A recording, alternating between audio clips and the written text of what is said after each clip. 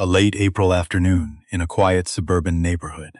A retired soldier walking his dog, a German shepherd that had once saved his life on the other side of the world. Then the cruiser slows beside him. Two officers step out. The questions aren't really questions. The badges aren't really badges. They're something older, uglier. The scent of a decision already made. The dog complies, lowers to the pavement on command.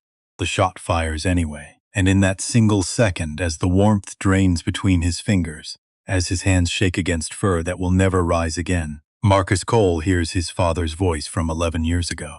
A voice buried in a drawer. A voice the system decided didn't matter.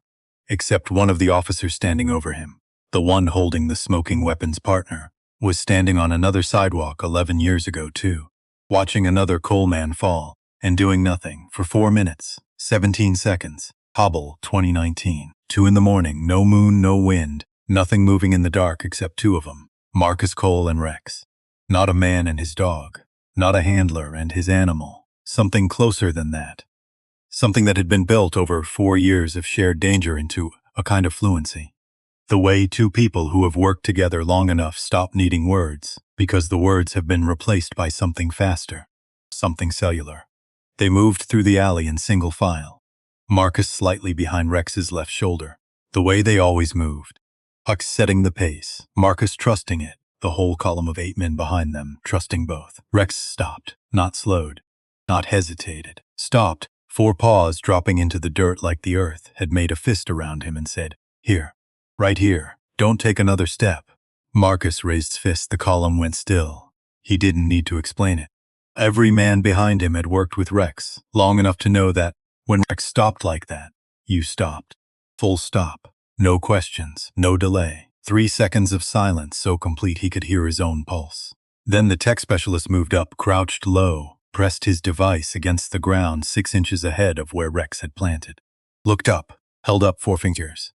Then pointed straight 4 IEDs, buried in a 30-foot spread directly in their path. Enough explosive force to take out every man in that column and leave nothing worth putting in a bag. Rex had smelled them through 2 feet of packed earth and 3 days of desert wind, in darkness so total that Marcus couldn't see his own hand in front of his face. Marcus crouched beside him, put his hand on the back of Rex's neck, pushed his fingers into the thick fur, and stayed there for exactly 1 breath. Not performing gratitude, not making a moment out of it, just letting his body say the thing that didn't have words.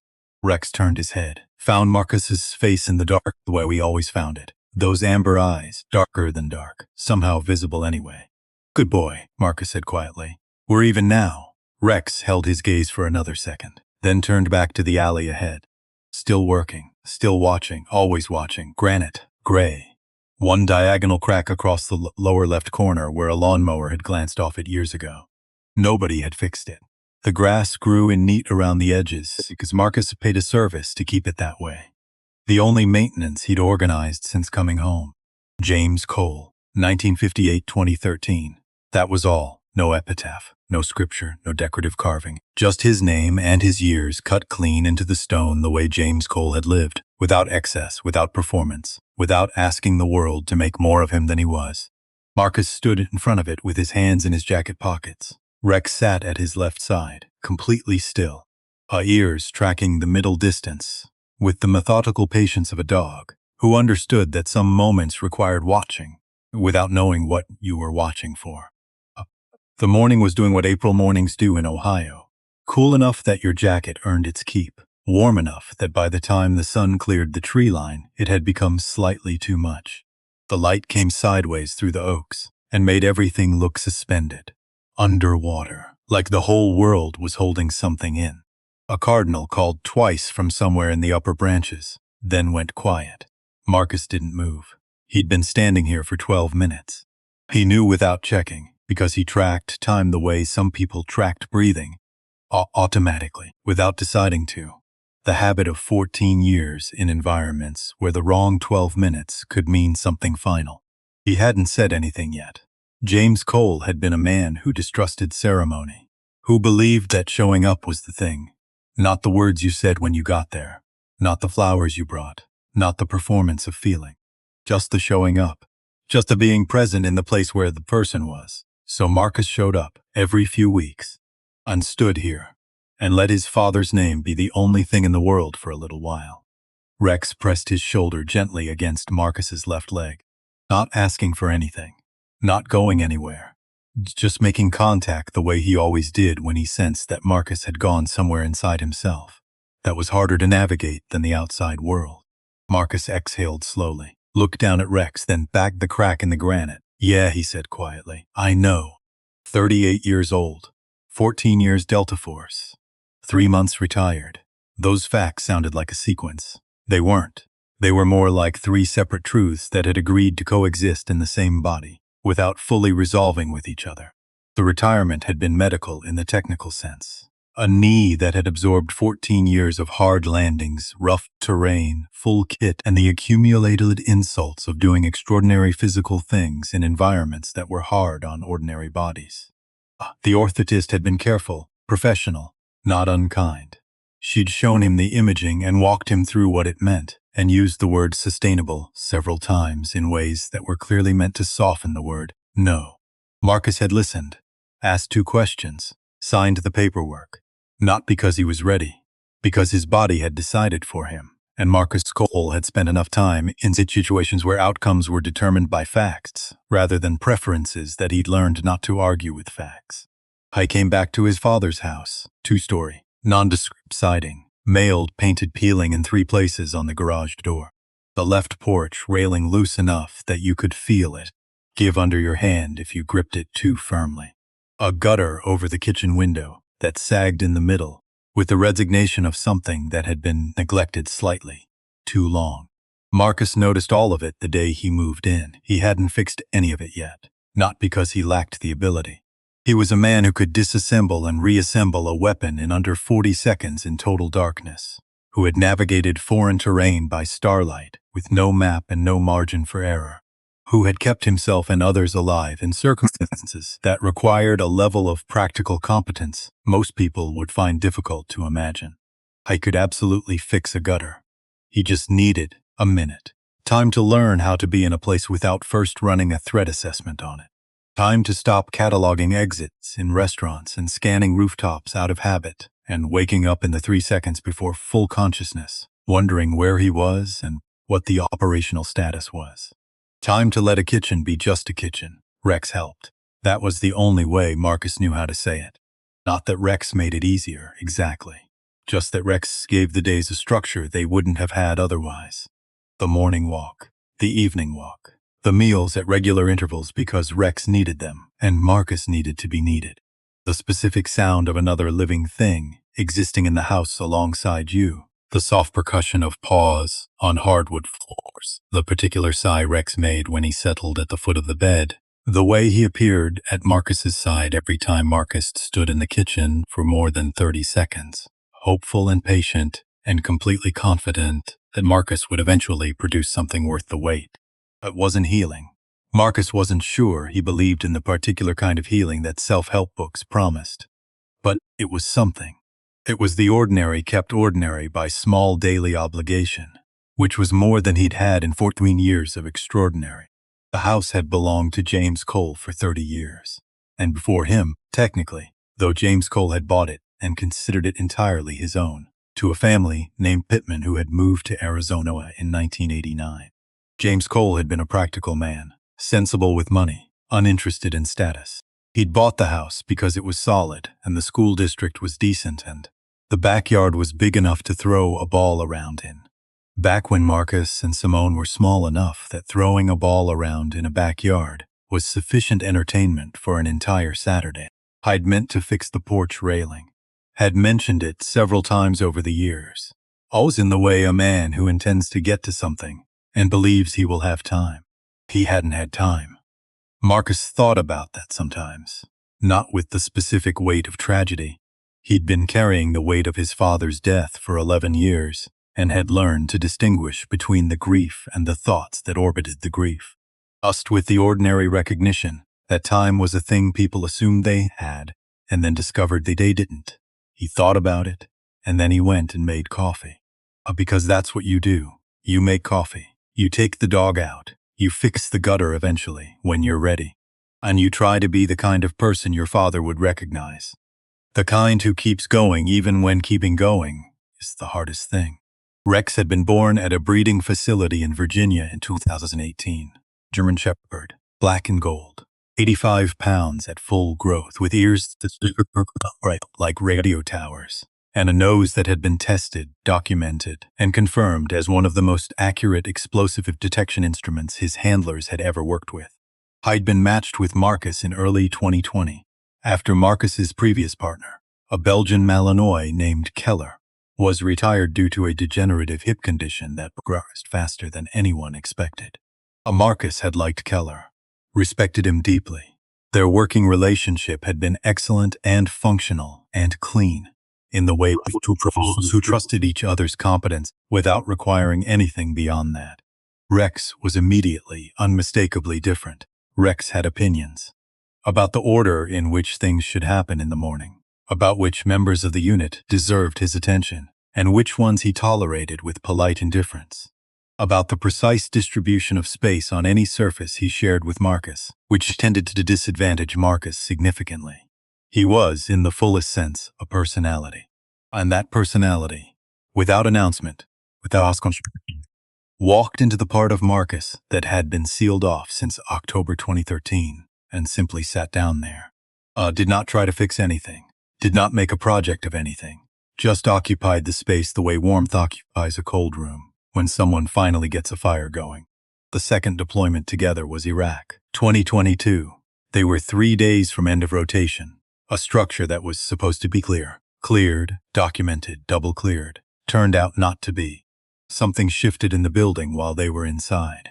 Not a bomb, just bad construction and old concrete and the wrong weight distribution at the wrong time.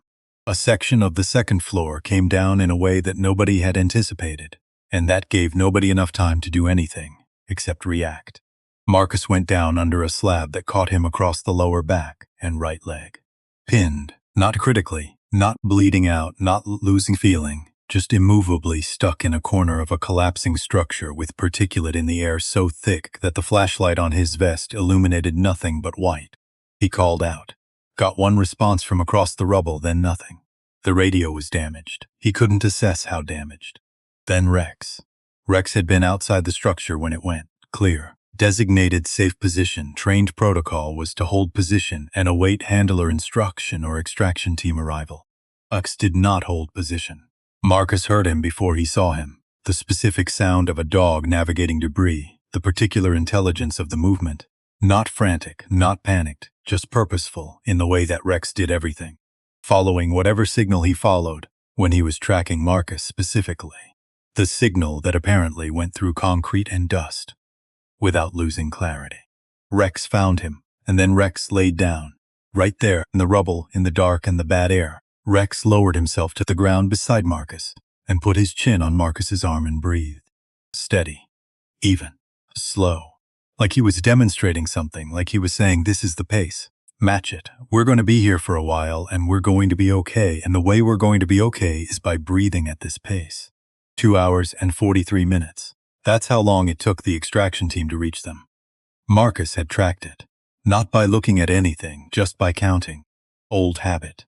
2 hours and 43 minutes of Rex's warmth against his side, and Rex's steady breathing in the dark, and the particular quality of being found and of not being alone in the darkness, that Marcus hadn't fully understood he needed until it was being provided. The piece of ceiling that had come down had caught Rex's left shoulder on the way in. Torn muscle, fractured something smaller. The veterinary assessment afterward was brief and honest. Full field deployment was no longer viable. Rex would heal well. He would be fine physically. But the demands of active operational work, the sustained intensity, the physical strain, those were no longer things his shoulder could reliably support. Marcus signed the adoption paperwork. The same afternoon, the assessment came back. Our officer processing it looked up from the form. Started to say something about the timeline. That there were protocols, a process, that they usually took a few weeks to. I understand, Marcus said. I'm signing it now. The officer looked at Rex, looked at Marcus, signed the countersignature. Nobody asked why. The why was sitting right there in the room, and it didn't need anyone to point at it.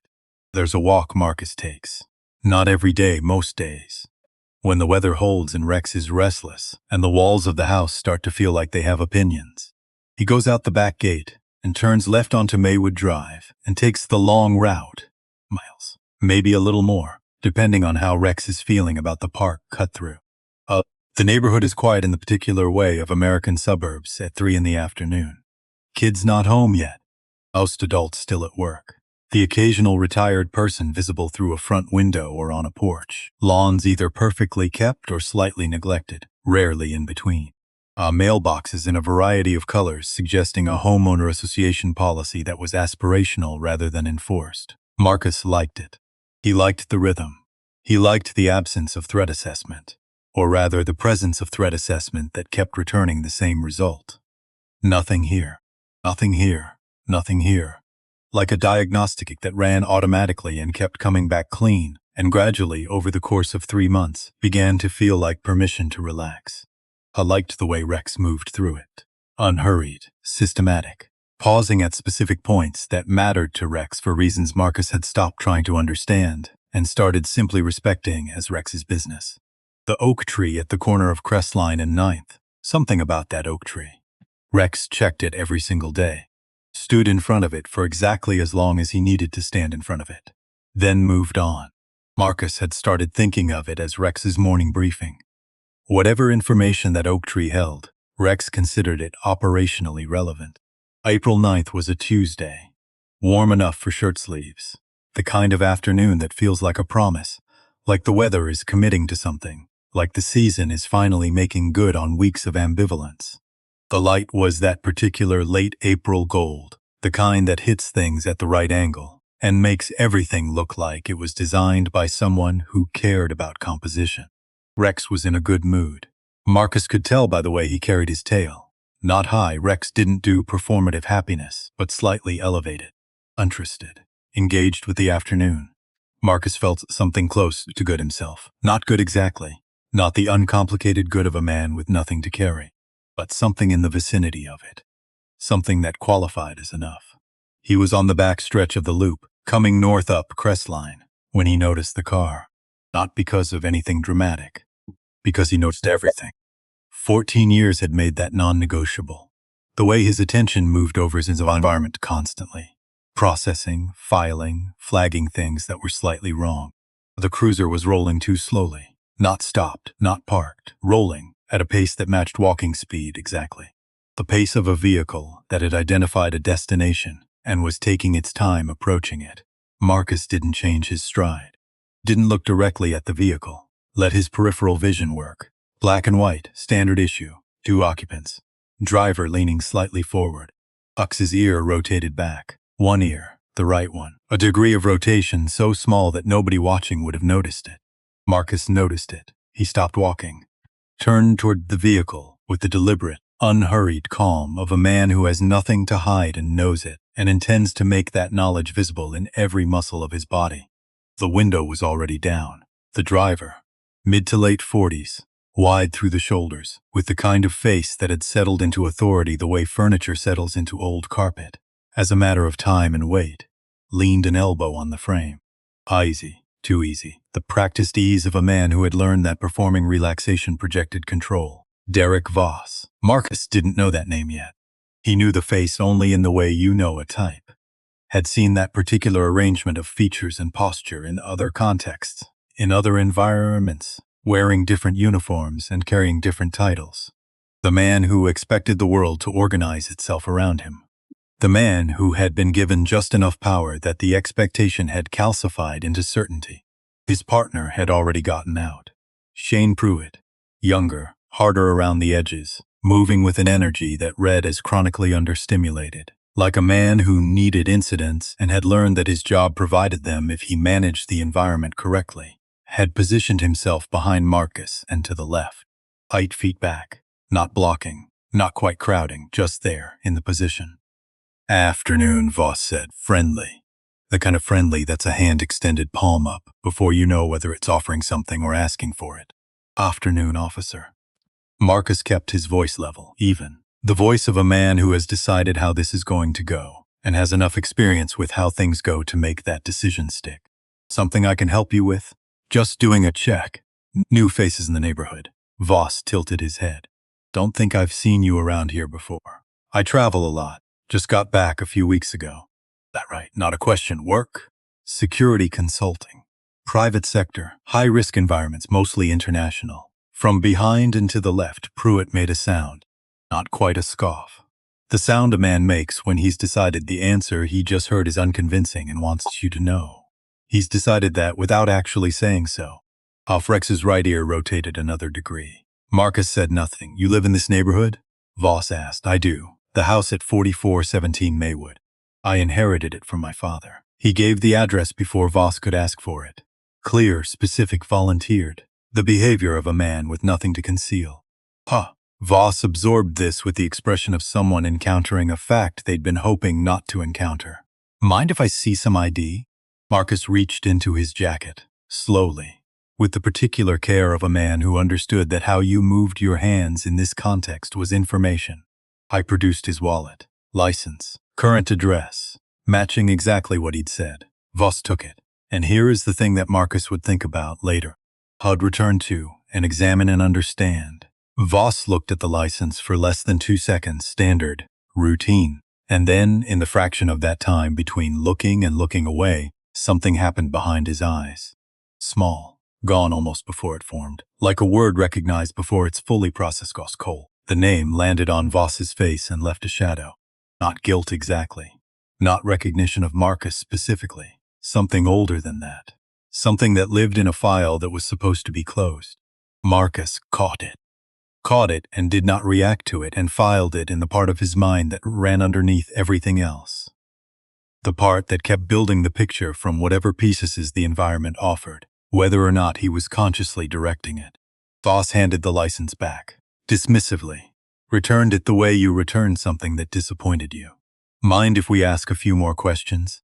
I've been asked, Marcus said in answering. Pruitt moved closer. Rex's body remained completely still, every external indicator. Calm, controlled, on leash, no threat. But the quality of Rex's stillness had changed. The way the quality of silence changes when something enters a room, even if the room doesn't get louder. Marcus felt it, recognized it. Felt his own body want to respond to it and told his body not yet. I got a call about someone unfamiliar in the area, Voss said. People get nervous. I understand, Marcus said. I also live here. Right, you said that. Voss's tone had a particular quality, not hostile exactly. Just the smoothly maintained implication that what Marcus said and what was true might be two different things. So I said it because it's true, Marcus said. Pruitt stepped forward, not dramatically, just one step. The step of a man comfortable with the message his body sends when it moves closer to someone who hasn't asked it to. Nice dog, he said. Not like he meant it. Thank you. Yes, for what? Protection. He's a former military working dog, retired from service. He responds to commands, and he doesn't create problems unless he's given a reason to. Pruitt looked at Rex the way some people look at things that unsettle them, with aggressive disinterest, the performance of not being bothered by something that was bothering them. Might want to keep better control of him, Pruitt said. He's on a leash, Marcus said. He's sitting. He hasn't moved. I'm not sure what better control would look like to you. But that's what it looks like to me. The air changed. It was a small change. The kind of thing that would have been imperceptible to most people. But Marcus had spent 14 years reading air. Reading the pressure shifts and postures and micro-decisions that happen right before something stops being verbal and becomes something else. Voss and Pruitt exchanged something that wasn't a look exactly. More like a confirmation. The brief mutual acknowledgement of two people who had agreed on something before they arrived, and were now verifying that the agreed-upon thing was still the plan. It was. Going to need you to step over here, Voss said. Not loudly, not aggressively. The way a man says something when he's very confident it will be complied with. Why? Marcus asked. Not belligerent, genuinely asking. Because the question of why had a legal answer and a factual answer, and he was going to need to know which of those was being offered. Just a few more questions. I've answered your questions. We're not done. Marcus looked at him, steady. The look of a man who was running a calculation and had completed it. The calculation said, these men have decided how this ends. The variable is not whether it ends that way. The variable is how much of himself he gives them along the way. He gave them nothing. I'm going to remain where I am, he said, because I've done nothing wrong and I have no legal obligation to do anything else. If you have a specific charge or a specific reason to detain me, I'll hear it. Pruitt moved, not toward Marcus, toward Rex. And Rex, who had been trained for 4 years to distinguish between incidental movement and directed approach, between someone walking past and someone walking toward, shifted his weight forward onto his front paws. Not a lunge, not an attack, a shift. The physical preparation of a body that had been reading this situation correctly since the cruiser slowed down and was now responding to the thing the situation had become. Both of Voss's hands went to his belt. Control your dog, he said. Sharper now, the pleasant performance gone. Rex. Marcus said it clear and quiet. The command voice, not loud, not sharp, just the specific register Rex had been trained to respond to. Down. Rex looked at him. That look, Marcus had seen that look hundreds of times in 4 years, and he knew every variation of it. This one was the one that asked, "Are you certain?" Not defiant, not refusing. Just the double check of a dog whose instincts were telling him one thing, and whose training told him to defer to Marcus, and who wanted to make sure Marcus had all the information before he deferred. I see it too, Marcus thought back at him. I know. Down, he said again. Rex began to lower himself. Pruitt's hand came off his belt, and came back up with the weapon already drawn. Marcus had time to think exactly one thing, which was that this was wrong. Wrong procedure, wrong threshold, wrong everything, before the shot happened. The sound didn't reach him the right way. It arrived wrong, out of order. First, the jerk of the leash. First, Rex's stagger. 1 step back. 2, the way a body moves when something has gone terribly wrong inside it. First, the collapse. Then the sound. Marcus was already on his knees before he understood he'd moved. His hands found Rex in the dark that had come from nowhere. Not actual dark. The afternoon was still golden and unreasonable and completely indifferent, but the dark that descends when something happens that your mind refuses for a half-second to process. His hands found Rex, and the warmth was wrong. Too much warmth in the wrong place. Hey. The word came out of him like something being torn rather than said. Hey, I've got you. Stay with me. Rex was looking at him.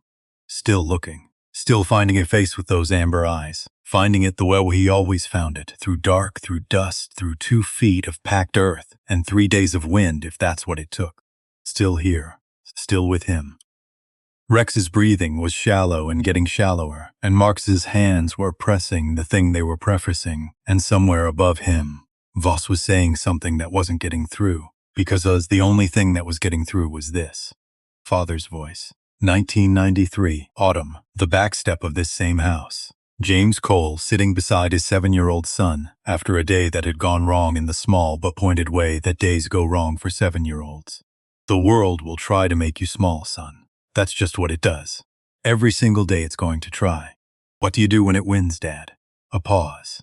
His father looking out at the yard. The particular patience of a man who doesn't answer quickly because he means what he says. I'll get back up. That's all there is. You just get back up. Rex took one more breath, and then the quality of the weight in Marcus's arms changed. Not dramatically, not like the movies. Just a settling. A small, total, irreversible settling, the way a thing relaxes when it is no longer trying to do anything. Marcus stayed where he was. His hands didn't move. Afternoon continued. A car passed on the cross street. Someone's sprinkler system kicked on 2 houses down. The cardinal in the cemetery oak had its counterpart here. Something small and persistent calling from a tree Marcus couldn't see. The world completely indifferent to the fact that Rex was gone. He lifted his head. Pruitt still had the weapon out. His face had settled into an expression that was trying to be professional and landing somewhere between satisfaction and uncertainty. The face of a man who had done what he expected to do and was now slightly unsure of what to do next. Voss had his hands on his belt. His expression was the closed door of a man who had already decided what the narrative was going to be. Marcus stood up. What came out of him wasn't planned. Tactical. Wasn't the careful, controlled response of a trained operative managing a situation. It was just the sound that lives in a person for decades and comes out when the thing that was holding it in is gone. Ha moved toward them. Pruitt tased him. The current took every muscle Marcus had and made all of them useless at once. He went down hard on the pavement. His body was not his anymore. It belonged to whatever the voltage was doing, and what it was doing was not negotiable. Then the hands, the cuffs, the knee between his shoulder blades. Marcus stopped fighting, not because the rage was gone. The rage was enormous. The grief was enormous. Both of them, together, were the largest thing he had ever contained. And he was containing them by force of will alone, in the way of a man who knows that letting them out right now will cost him everything he needs to have left. He put his wrists together. He looked at Rex and made a promise that didn't need words because it was addressed to the part of him that was already well past words. The holding cell smelled like industrial solvent and old upholstery, and the specific exhaustion of a room that had held too many people who didn't deserve to be there. The bench was cold. The light was fluorescent and committed. Marcus sat with his back against the wall, forearms resting on his knees. Hux's blood had dried under his fingernails, in the particular way of things you can't unfeel once you've noticed them. He was not panicking. Panic was for situations you hadn't seen coming. He had seen this coming, not this specifically, not Rex, not Tadede, but the shape of this. The shape of what it looked like when the world decided it was done accommodating you. He was thinking about the fraction of a second when Voss looked at his license. The way the name had landed, the shadow it had left. Cole Voss had been there. October 14, 2013. Officer D. Voss, present at scene. He'd read that line so many times in the copy of the incident report that the page was soft at the edges from handling.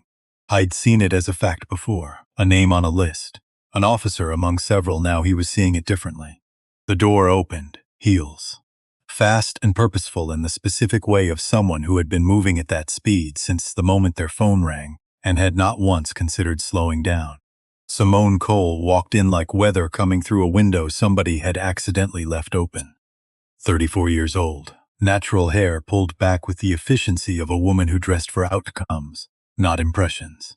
Blazer that said she had been in a meeting when Marcus's name came through and had left it without finishing her sentence. The face she wore when she was doing the work of converting fear for someone she loved into something sharper and more useful. Because fear didn't win cases. She looked at Marcus. He looked at her, the blood on his hands. For half a second, just half a second, Simone Cole was not a lawyer. She was just his little sister, who had been 11 years old when Marcus left for Kandahar the first time, and 23 when their father died, and who had been, through all of it, the person who showed up, who organized things, who made calls and filed papers and sat in waiting rooms and did the 10,000 practical things that grief requires, while also being in the grip of the grief. Then she put it away, turned to the officer at the door, extended the paperwork without looking at him. You're releasing him. Tonight. Without charges. Because what you're holding him on isn't an arrest, it's a liability. If you'd like to discuss why, I can have that conversation in front of a judge tomorrow morning at 8. The officer left. Simone came and sat beside Marcus. Not across from him, beside him. The way she'd always sat beside him, the specific geometry of a sibling who had decided somewhere in childhood.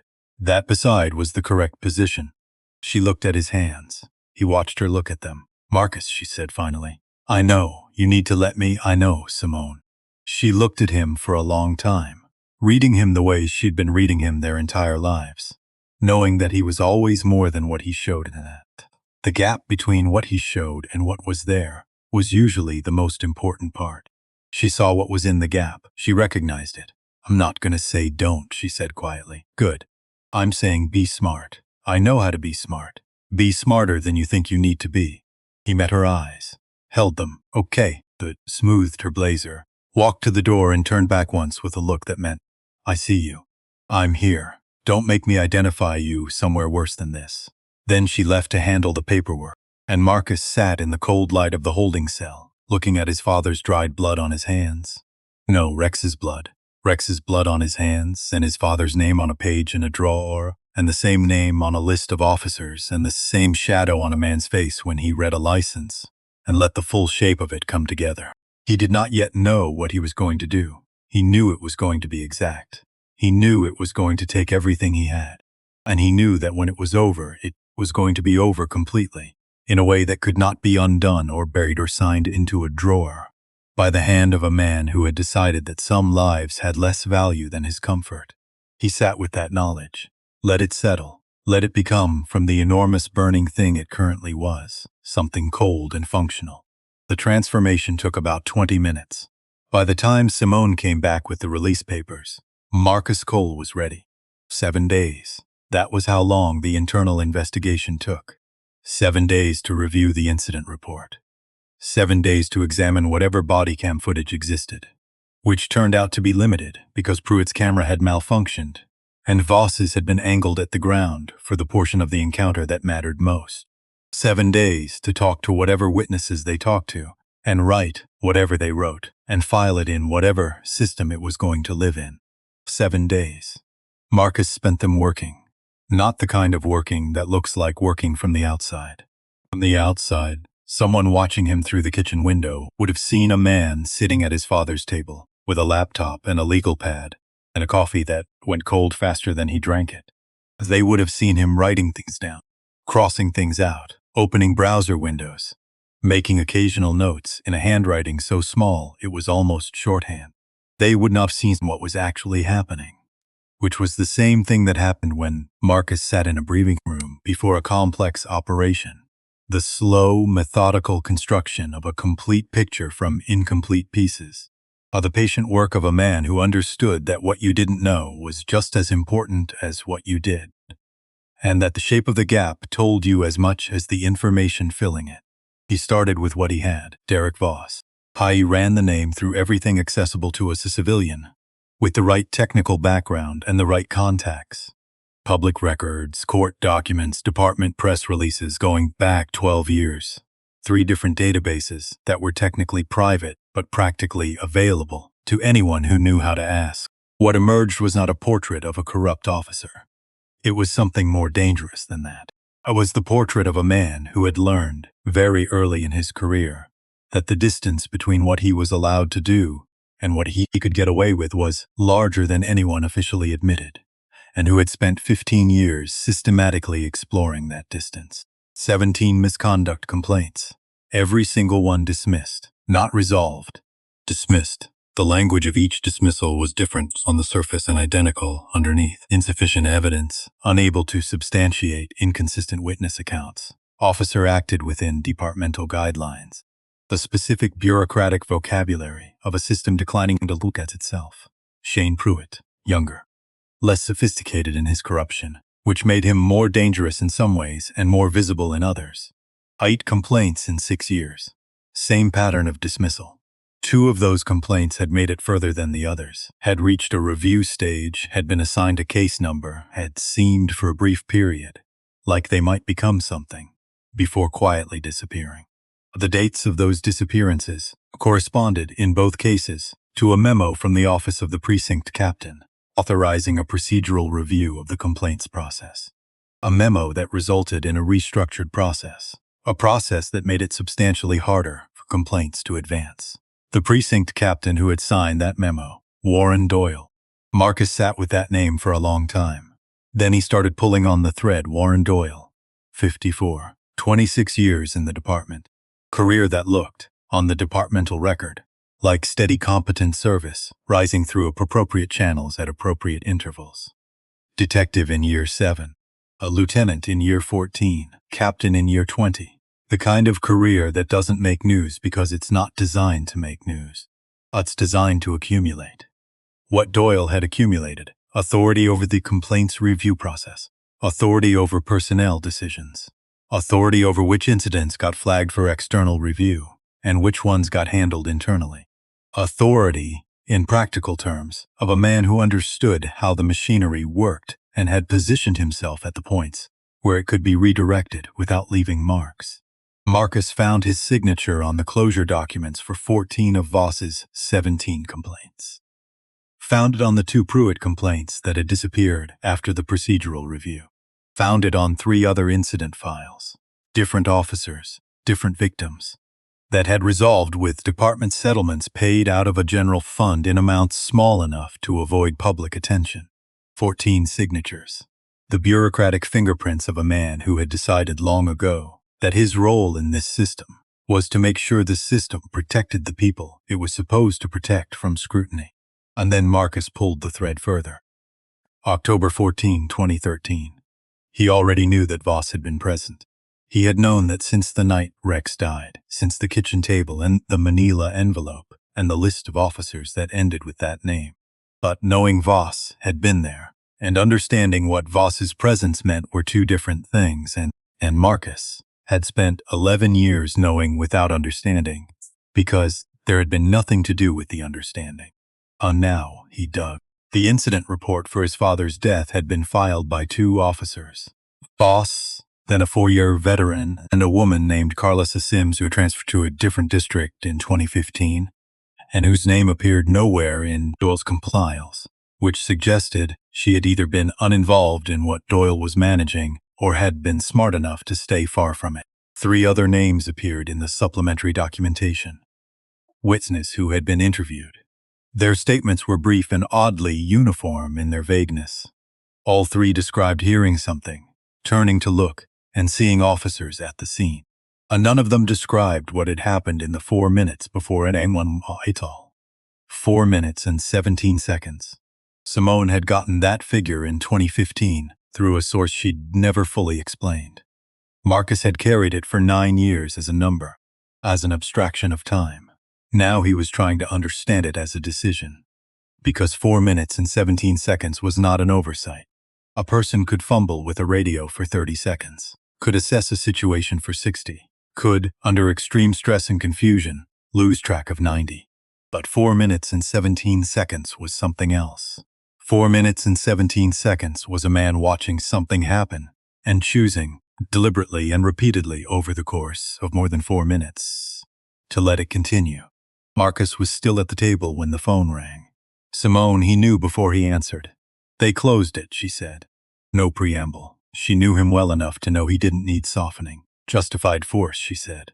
No disciplinary action. They're classifying Rex as a threat response. The language in the report. Her voice did something careful. It's been written to make it look like Rex charged them. Marcus, the body cam footage doesn't show that. I've seen the footage. It doesn't show. I know what happened, he said. Silence. I know what happened, he said again. It doesn't matter what the report says. It matters for what comes next. If we're going to pursue this legally, the report is the foundation they're going to build on, and we need to. Simone. She stopped. He let the silence sit for a moment. Not to be difficult, because what he was about to say required her to hear it clearly, and he needed the silence to give it room. Thank you for fighting for this, he said. I need you to know I see that. I need you to keep doing your part. But I'm going to do mine. Marcus. Not asking for permission. A longer silence. He could hear her breathing. Could hear the specific quality of her restraint. The effort of a woman who understood what was coming and had decided she was not going to try to stop it because she also understood it was not stoppable. Be smart, she said finally. I know how. Be smarter than that. Okay, she hung up. Marcus looked at the legal pad in front of him. Odds from 7 days of building a picture. The names and dates and patterns, and the 14 signatures of a man named Warren Doyle. I picked up the pen, turned to a clean page, and began. She came on a Thursday morning. Marcus heard the knock and knew before he got to the door that it wasn't Simone. Simone knocked 3 times, fast, with the impatience of a woman who had been announcing herself at this door since she was 7 years old, and saw no reason to adjust her approach. This was 2 knocks, measured. The knock of someone who had thought about whether to knock, decided yes, but left the door the option of not answering. I opened it. The woman on the porch was around 35, close-cropped natural hair, canvas jacket with the excess pockets of someone who needed to carry things and didn't want to think about where things were. Messenger bag over one shoulder. The particular alert still as of a person who processed information faster than most people talked and had learned to occupy the gap between receiving and responding with something that looked like patience. She looked at him, he looked at her. Nadia Reeves, she said, investigative journalist, independent. I know who you are. He'd come across her byline twice in the past week, both times on pieces about departmental misconduct patterns in cities outside this one. The work was good, patient, built from documents rather than sources, which was harder and more durable. Something shifted in her expression. Not surprise exactly, recalibration. Then you know I've been working this story for 2 years, she said. I know you've been working Voss and Pruitt for 2 years, he said. I don't know everything you have. I'll tell you everything I have, she said.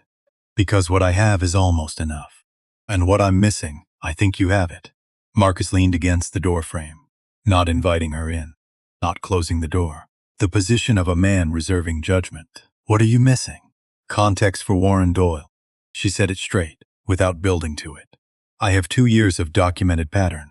I have his signatures on closure documents. I have the procedural memo and the dates of the disappearing complaints. What I don't have is the through line.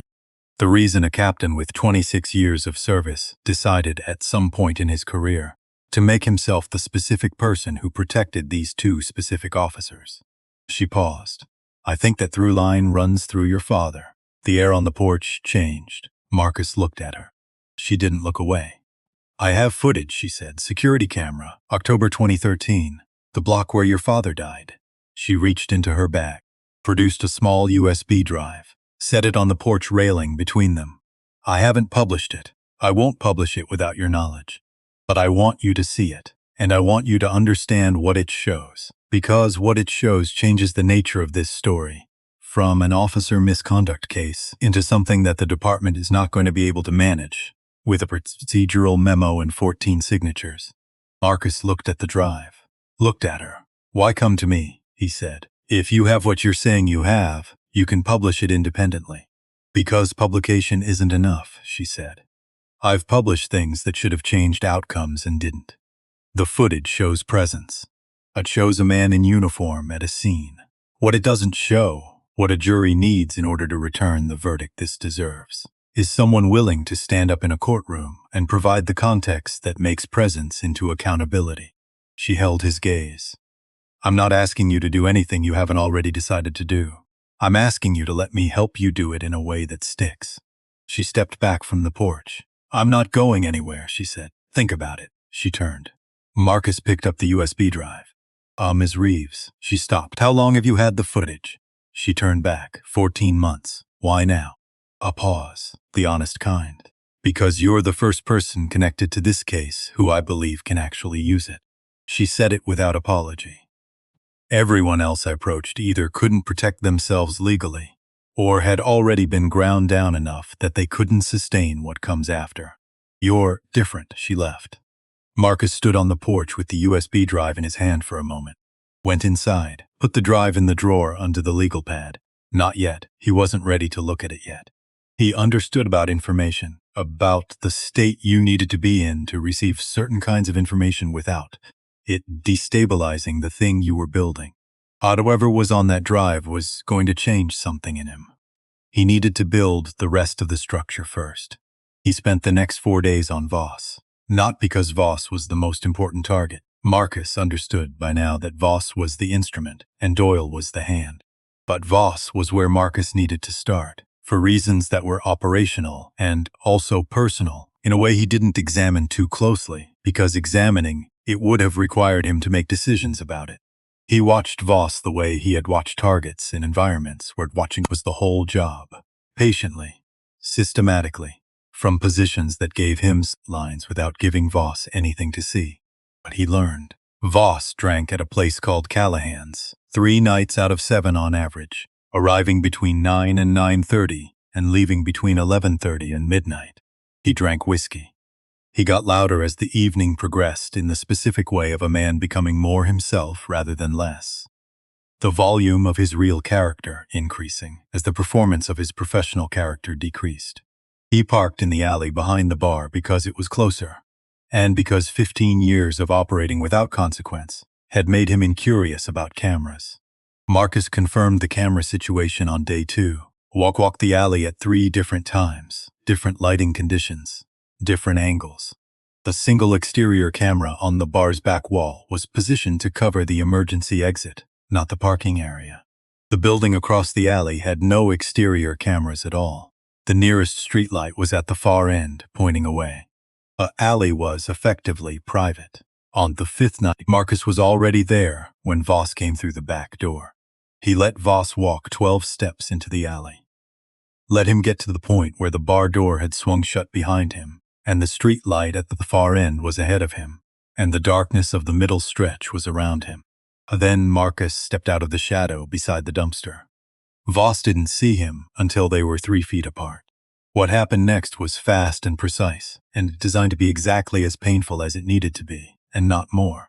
Marcus had calculated it the way he calculated everything operational, with the understanding that excess was inefficiency, that the point was not punishment, but demonstration. Voss went down. Marcus crouched beside him, unhurried. The posture of a man who had decided this conversation was going to happen at whatever pace he chose. October 14th, 2013, Marcus said, quiet. The volume of a man who knew the alley was empty and didn't need to project. Belmar Street. A man in a dark flannel shirt walking home. Voss's breathing was ragged. His hands were on the pavement, trying to find purchase that wasn't there. Flannel shirt, Marcus said again. Pocket on the left side. He'd had it since the late 90s. Bought it at a hardware store that's been a smoothie place for 6 years now. Something happened in Voss's body, not the continued reflex of pain. Something underneath that. Something that had been stored somewhere it wasn't supposed to be reachable and had just been reached. He knew. He knew exactly what Marcus was describing, and the knowing was visible in the way his body contracted, not against the physical pain, which was real and substantial, but against something older that the physical pain had unlocked. Marcus stood up. That's all I needed, he said. He walked out the far end of the alley and didn't look back. Behind him, Voss lay on the pavement in the dark and understood, for the first time since October 2013, that some things don't stay buried just because you put them there. Marcus spent 3 days preparing the house. Not dramatically. Nothing that would register as staged to someone doing a sweep. Everything placed with the specific subtlety of a man who understood that the most effective environments were the ones that looked unconstructed. That told a story so naturally that the people in the story didn't realize they were in one. A bourbon on the coffee table, half full, slightly dusty. The story, a man grieving, drinking too much, not keeping up with the small domestic things that announce a person is managing their life. A man who had been knocked down and was still deciding whether to get up. The duffel bag near the front door, open, partially packed. The story, a man thinking about leaving, maybe planning to. Not committed yet, but considering. The kitchen window, left slightly unlatched. Not open, just not fully secured. The invitation of a house that had stopped paying close attention to itself. And the cameras. 4 of them. Each one hidden in the specific way that is not actually hiding. Not concealed behind panels or inside furniture, but placed in the locations that no one thinks to check, because no one thinks anyone would put a camera there. The gap between the encyclopedia spines on the bookshelf, where the lens of the smallest camera Marcus had been able to source fit between Britannica volumes N and O. The smoke detector near the ceiling that had been James Cole's original installation and that Marcus had opened, removed the battery, and repurposed. The ceramic lamp his father had bought at a garage sale in 2007 that had a hollow base and an angle on the room that covered the front third of the living area. And the 4th one, the most important one, in the pothos plant on the windowsill. The plant Simone had brought 3 weeks ago, because she'd said the house needed something living in it. She hadn't been wrong. She also hadn't known that the small device nestled in the soil near the base of the largest stems would turn out to be the most consequential thing in the room. Audio pickup on that one was excellent. He'd tested it. Marcus also placed the microphone, separate from the cameras, attached to the underside of the coffee table where the bourbon sat. Small enough to be invisible to anyone not looking for it specifically.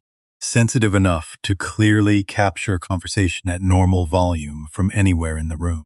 I tested everything twice. Then he settled in and waited. Not the active waiting of someone anticipating an event, the patient waiting of a man who had identified the most probable next move in a sequence and had positioned himself accordingly, and now simply needed the sequence to continue at its own pace.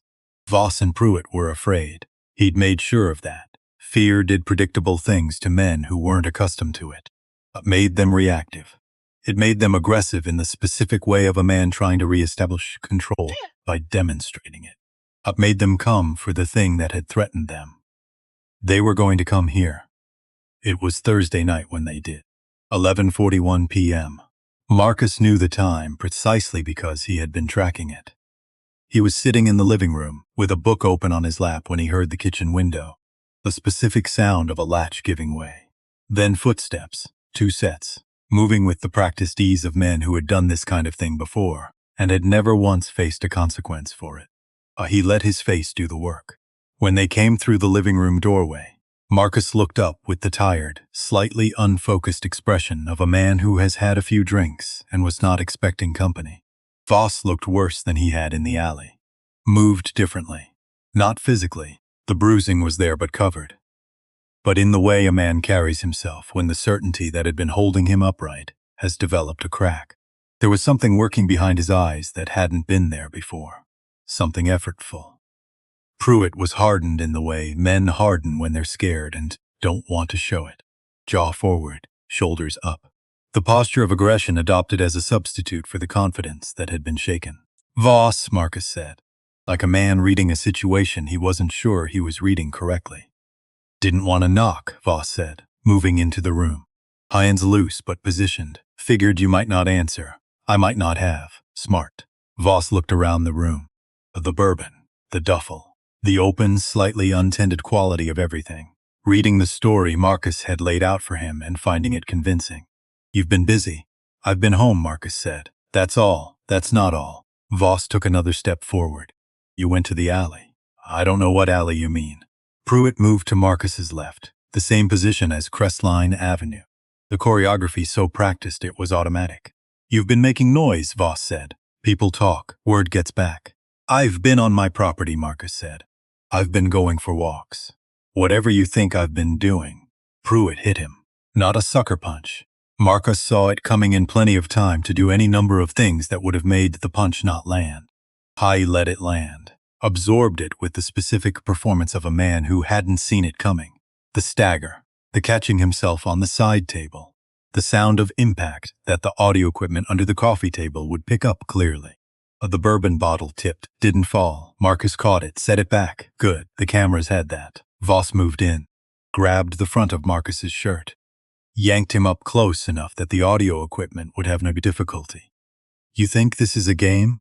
Voss said, low. The intimacy of a man who wanted his words felt not just heard. I think you broke into my house, Marcus said. I think you should be more worried about what comes next. Pruitt hit him again, ribs this time.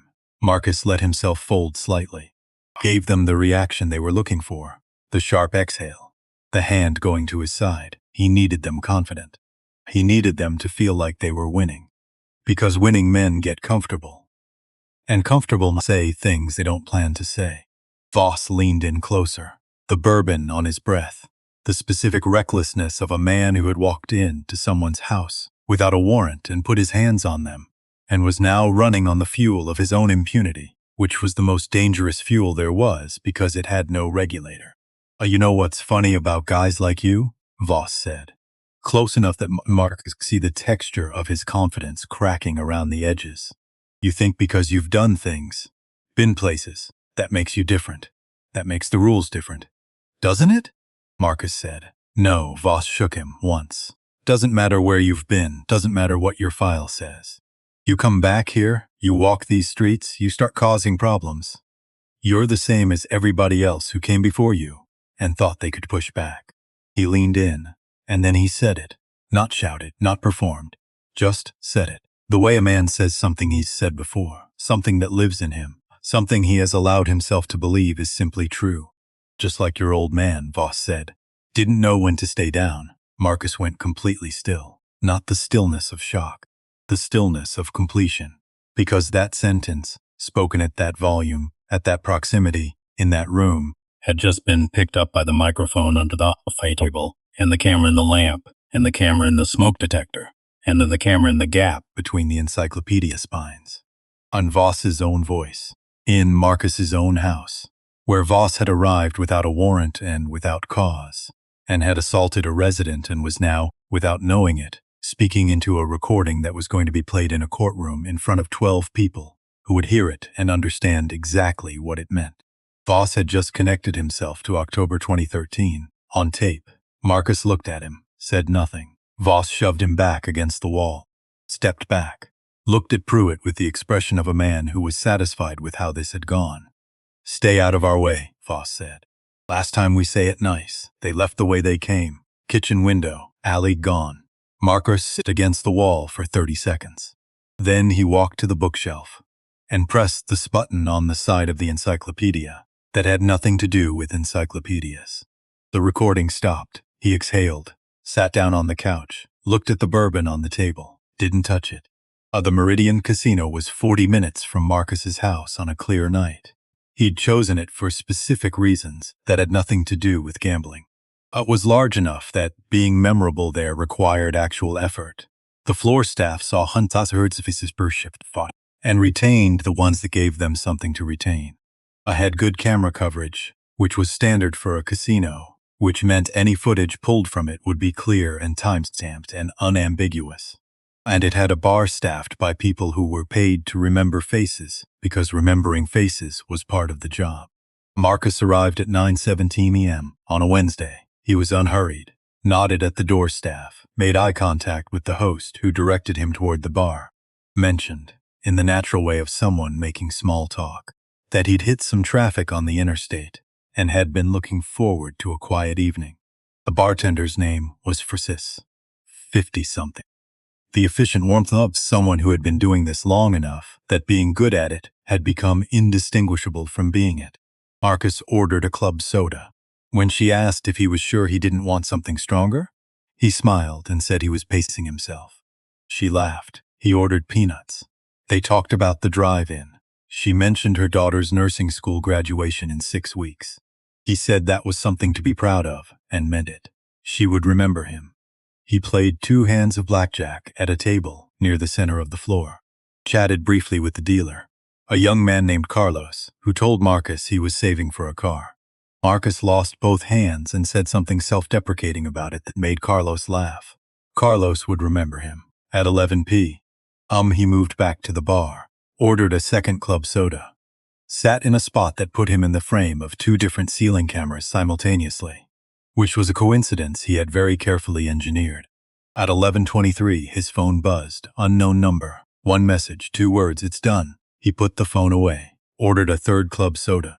Frances appeared with it before he had to ask. Set it down with a look that said she'd been watching him nurse 2 drinks for 2 hours, and had arrived at conclusions about what kind of night he was having. You okay, hon? She said. The frankness of someone who had decided he merited it. Marcus considered the question. Getting there, he said, honestly. She nodded like that was the right answer, moved down the bar to someone who needed her more urgently. Marcus sat there for another 40 minutes, made sure 3 more members of the floor staff saw his face, left at 12:07 with a nod to the door staff, who nodded back. He drove home at the speed limit. The city was quiet, the late-night quiet of streets that have given up on purpose and are just existing now, holding the last of the day's heat in their pavement, waiting for morning. Marcus turned onto his street and saw the lights before he'd reached his driveway. 2 cruisers, 4 officers, one of them already moving toward his headlights as he pulled in. He'd expected 1 cruiser. 2 was thorough. He parked, turned off the engine, opened the door with the measured movements of a man who knew exactly what he was doing and wanted everyone present to be able to say later that he had been completely cooperative from the moment of contact. Marcus Cole, one of the officers said. A statement, not a question. That's right. The officer went through it. Rights, charges, assault. The specific language of it, Pruitt's name mentioned. Marcus listened to all of it and kept his face arranged into something that communicated neither guilt nor the specific kind of calm that reads as suspicious. I've been at the Meridian Casino since 9:15 tonight, Marcus said. I can give you the names of at least 4 staff members who spoke with me. I was there until midnight. The officer paused. You'll want to check that, Marcus said. Not helpfully, just factually. They cuffed him anyway. He let them, turned around and put his wrists together behind his back when they asked, and didn't make it anything more complicated than that. The drive to the station was quiet.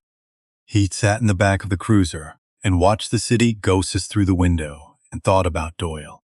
Because Doyle was what came next. Not Voss, not Pruitt. They were instruments. They were the visible part. Doyle was the architecture. And the architecture was what made all of this possible. Not just Voss and Pruitt's specific crimes, but the broader pattern. the systemic indifference, the mechanism by which men who did what Voss and Pruitt did kept doing it for 15 years without consequence. Doyle was the reason 17 complaints dissolved. Doyle was the reason Marcus's father's death had been filed and closed and left to sit in a drawer for 11 years, without anyone making the call that should have been made.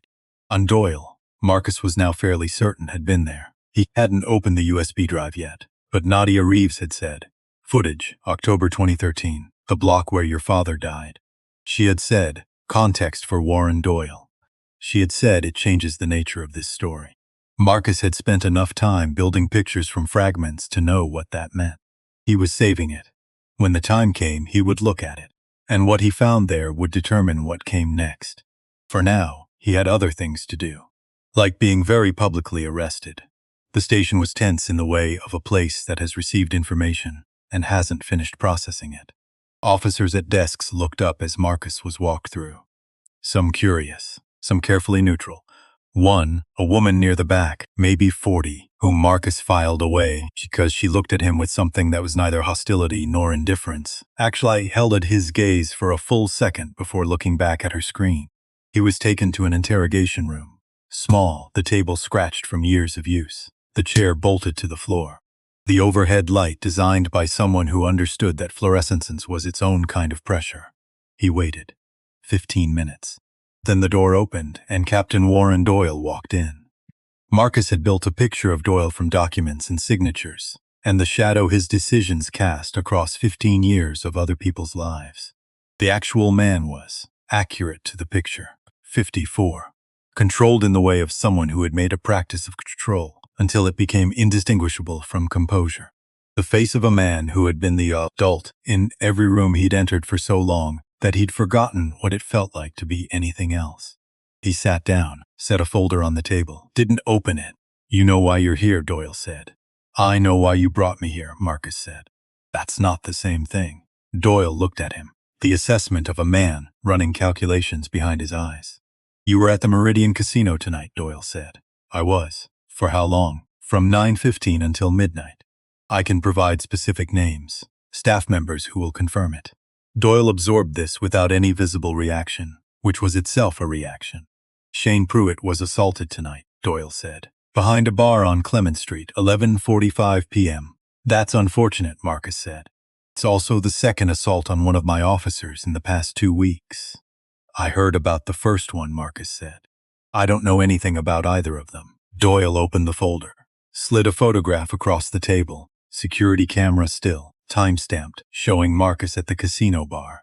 9:47 p.m. "This is you," Doyle said. "Yes, at the casino, yes. While one of my officers was being hospitalized." "Apparently." Doyle sat back. Something shifted in his expression. Not softening, re-angling. The movement of a chess player changing strategies in real time. "I'm going to ask you a direct question," Doyle said. "Go ahead. Are you responsible for what happened to Voss and Pruitt?" Marcus looked at him, held the look for exactly the amount of time that communicated. "I'm not afraid of you or your question." "No," he said. Doyle looked at him for a long time. "Then you're going to be released tonight. The alibi checks out. We've already called the casino. But I want you to understand something." He leaned forward slightly. "Whatever you think you're doing, whatever you think this leads to, there are limits to what individuals can accomplish against institutional process." "Is that a threat?" Marcus said. "It's a fact," Doyle said. Marcus looked at him, at the careful authority of his face, at the 26 years of accumulated power sitting in his posture. "I've spent 14 years working with facts," Marcus said. "I find them more reliable than most things." Doyle stood, picked up his folder. At the door he paused, turned back. "I'm sorry about your dog," he said. Marcus said nothing. Because there was nothing to say to a man who used condolence as a negotiating move. "You didn't respond to that. You filed it. You let it confirm what you already knew about the man you were dealing with." Doyle left. 40 minutes later, Marcus walked out of the station into the night air with his wrists free, and the K6 Voss and Pruitt already building in a server Nadia Reeves was managing from an apartment across town. Doyle called Simone on a Sunday. She told Marcus how that evening, sitting at his kitchen table, not the same table where Marcus had spent the first 7 days building his picture, the same room, the same light, the specific domestic ordinary of his father's kitchen that Marcus had stopped apologizing for needing. Simone had her hands around a tea she wasn't drinking. Her expression was the expression of someone who has encountered something unexpected and is still running it through her system. "He wants a deal," she said. Marcus said nothing. Full cooperation with prosecution of Vaughan Pruitt. No interference from his office. In exchange, she paused. The precise pause of a lawyer choosing words. He wants his name out of the James Cole file. Both the original incident report and anything I might be building toward. Marcus looked at his sister. She looked back. "He framed it as protecting you," she said. "Said he has enough influence to make sure any countercharges or complications disappear. Said it was the cleanest path for everyone." "He called the lawyer of the man he's trying to negotiate with," Marcus said.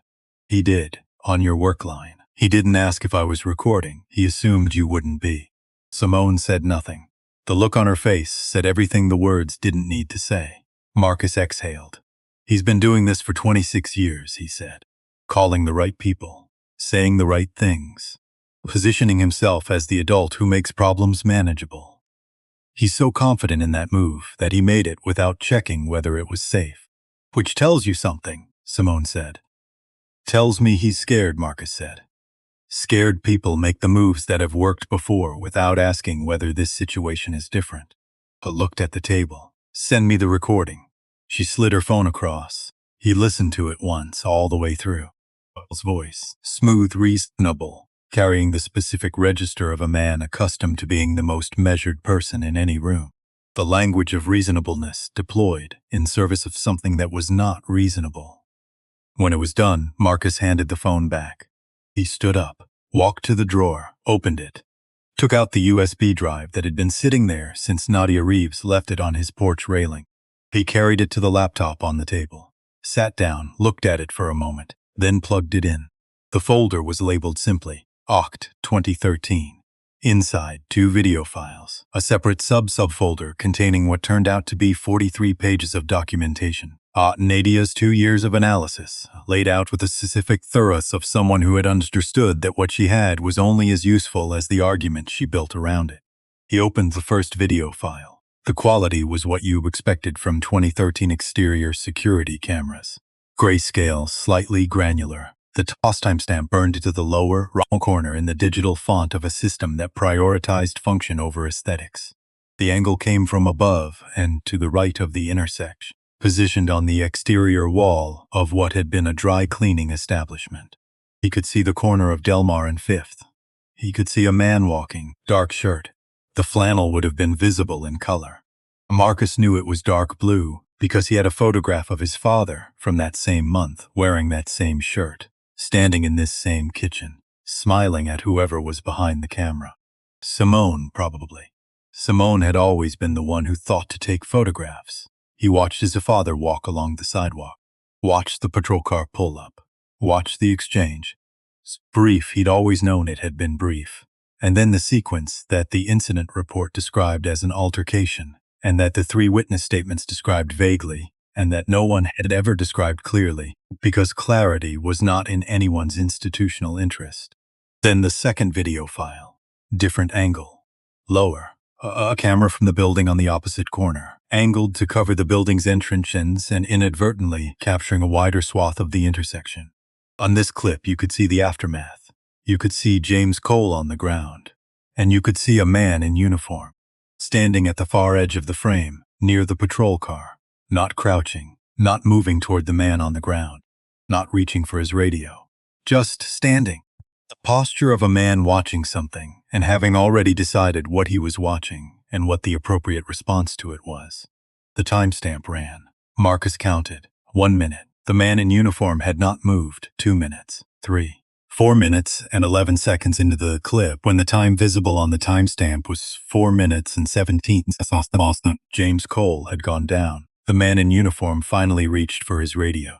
Hadia's documentation was thorough. Height measured against the known height of the patrol car in the frame. Cross-referenced with department records. Gait analysis. The specific way the man stood. Weight distribution. The angle of his shoulders in uniform. matched against available reference footage from 3 different department public appearances. The vehicle visible in the lower right corner of the frame. Registration cross-referenced with department fleet records for that date. Warren Doyle, a lieutenant, standing 30 feet from James Cole, choosing, not once, over the course of 4 minutes and 11 seconds, choosing repeatedly not to act. Each passing minute another choice, another decision. The accumulated weight of a man deciding, for longer than most people can hold their breath, that the man on the ground was not worth the trouble of the call. Marcus closed the laptop, sat at his father's table, in the kitchen of his father's house in the city where his father had died, with his father's Seiko watch on his wrist and the sound of the clock on the wall marking the same seconds it had always marked. He sat there for a long time, not with rage. The rage had passed through him. During the watching, probably, though he'd held himself still enough that it hadn't been visible even to him. What was left was something different.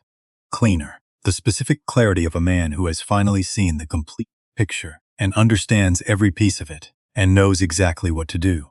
Opened the laptop again, opened his email, began to write. The first message went to Nadia Reeves. I've seen the footage. I'm ready. Tell me what you need. The second message went to Simone. Call Kathleen Marsh. Tell her we have everything. The third message, and this one took him the longest, not because he didn't know what to say, but because he wanted to say it right, went to the Civil Rights Division of the State Attorney General's office, where a woman named Patricia Vega had been building a case against the department's complaint suppression practices for 3 years, and had been publicly quoted as saying she was waiting for the right catalyst. My name is Marcus Cole, he wrote. I have the catalyst. He sent all 3. Then he closed the laptop, hocked up the Seiko from the table where he'd set it while he was typing, turned it over in his hands. The cracked glass. The second hand moving in its steady uninterrupted circuit, strapped it on his wrist, stood up, went to bed, and slept. Not easily, not without the particular weight of everything that was waiting, but through. All the way through to morning, which was, for tonight, exactly enough.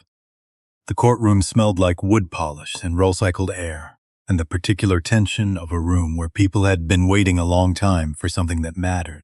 Marcus sat at the witness table, dark suit, his father's Seiko on his left wrist, hands flat on the polished wood, not performing calm, just still in the way of a man who has decided what he is going to say and is ready to say it.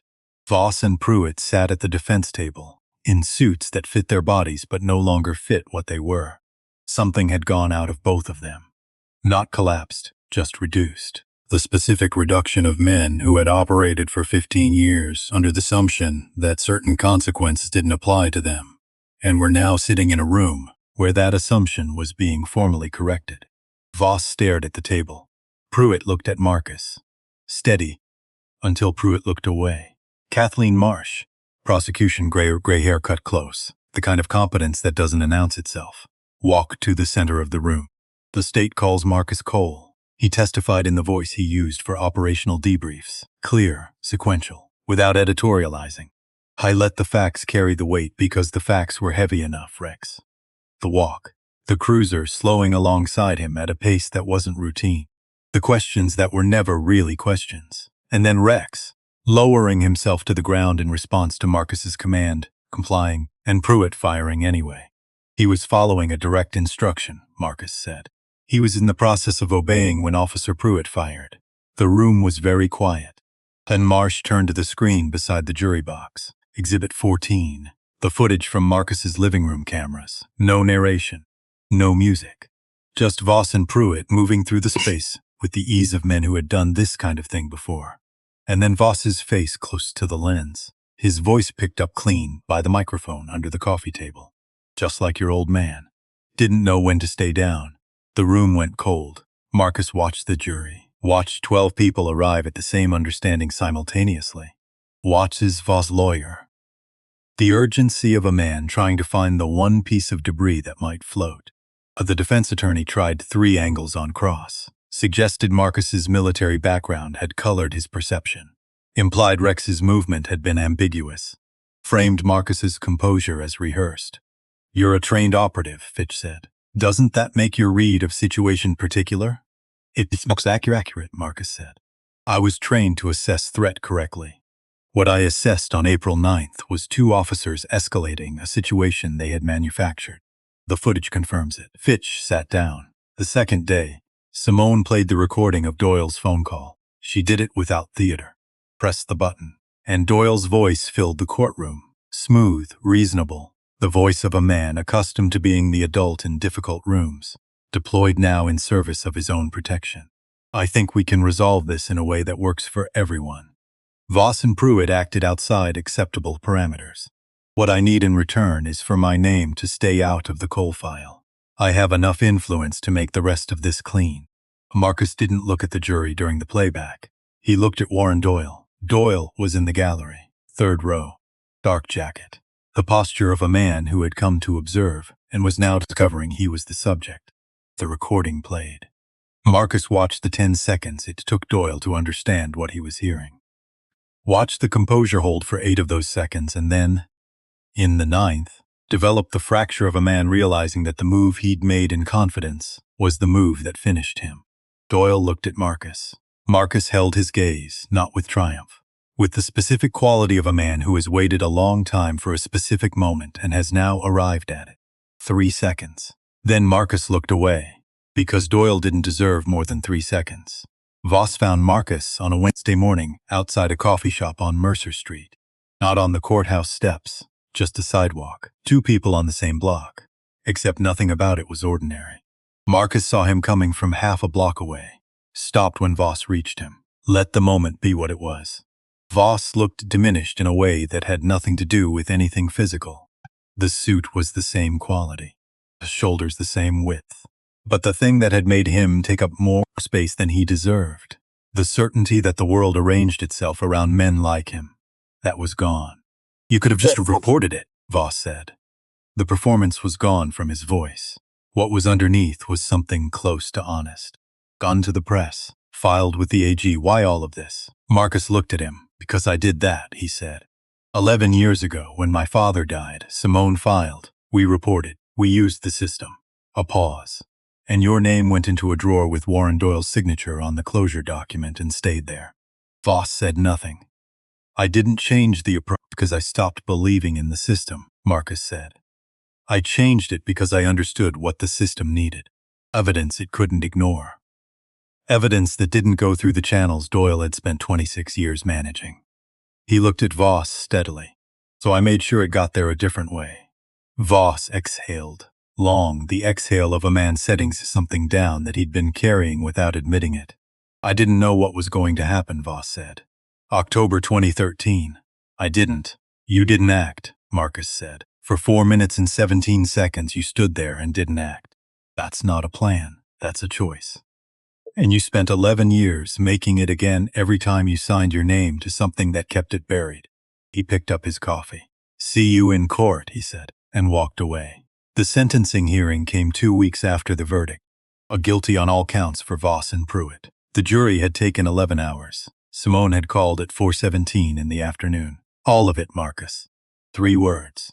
Enough. The hearing added Doyle, conspiracy, obstruction, and negligent homicide for the 4 minutes and 17 seconds on October 14, 2013. Kathleen Marsh had built that last charge carefully, patiently, from Nadia's footage and documentation, and the testimony of 2 former department employees who came forward after the recording became public. Judge Pemberton spoke for 12 minutes before the sentence. He spoke about pattern, about systemic protection, about the difference between an officer who makes a wrong decision under pressure and a man who makes a series of decisions over years that collectively constitute a sustained abdication of everything the uniform represents.